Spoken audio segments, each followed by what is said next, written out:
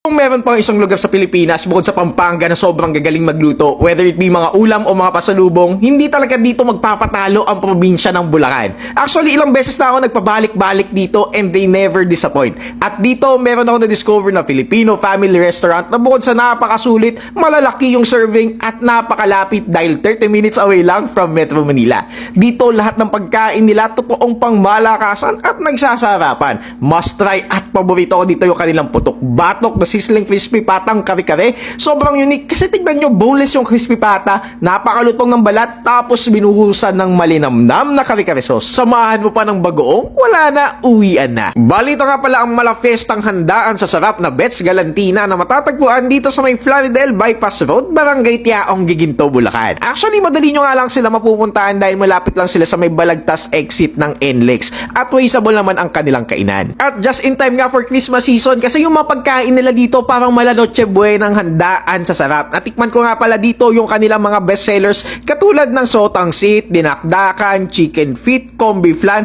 chicken galantina, embutido at pork hamonado. At ayun nga, dinaragsa naman talaga sila ng napakaraming tao dahil napakasulit at ang lalaki talaga ng serving sila. Good for 2 to 3 persons na. Dinarayo sila hindi lang ng mga taga Bulacan, pero sabi nila pati ng mga taga Pampanga, taga Tarlac at maging ako na taga Metro Manila. At ito, wag na nga nating patagalin pa. Tikiman time na! At ayun nga guys, finally dito nga tayo sa may sikat at talaga namang dinara yung Bet's Galantina restaurant dito sa may Giginto, Bulacan. At ayan nga no, napaka-inspiring kasi dati nagtitinda lang daw sila sa may palengke, pero dahil sa sobrang pumatok, ayan nga no, nakapagpatayo na sila ng restaurant at nagsiserve sila dito ng mga nagsasarapang Filipino dishes. At ito, alamin natin kung masarap nga ba talaga. Kaya naman, let's go!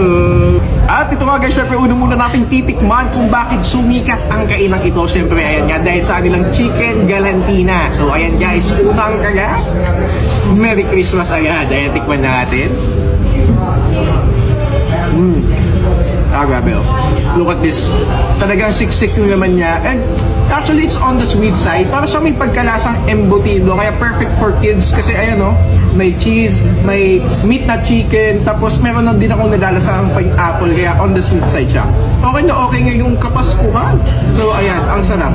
Para sa akin, sobrang na-enjoy ko talaga dito sa may Bet's Galantina. Sobrang sulit dahil for as low as 90 pesos, maaari na nga kayong makakain dito. Open nga pala ang kanilang kainan mula 10 AM hanggang 9 PM araw-araw. At sa sobrang pumatok nga ng kanilang kainan, no, not just one, pero meron na silang 3 branches. Bukod dito sa Giginto, Bulacan, meron pa sila sa Balagtas, Bulacan at sa may Quezon City. Tapos sa mga pinaka nagustuhan ko dito sa Bet's Galantina, para nga silang one-stop shop. Bukod sa restaurant, meron din silang pasalubong center. Dito, meron din pala silang Christmas bundles ngayong Kapaskuhan. So ayan, meron silang Noche Buena package at mga gift boxes na pwede nyong ipangpasalubong or ipangregalo or ipanghanda mismo sa Noche Buena. At ayun, for me, sobrang na-enjoy ko talaga dito sa Bet's Galantina kasi mula appetizer, main dish hanggang dessert, lahat panalo-panalo. Kaya naman kung naghahanap kayo ng masarap na food tripan sa Bulacan, must try sa Bet's Galantina. Yun lang, finish na.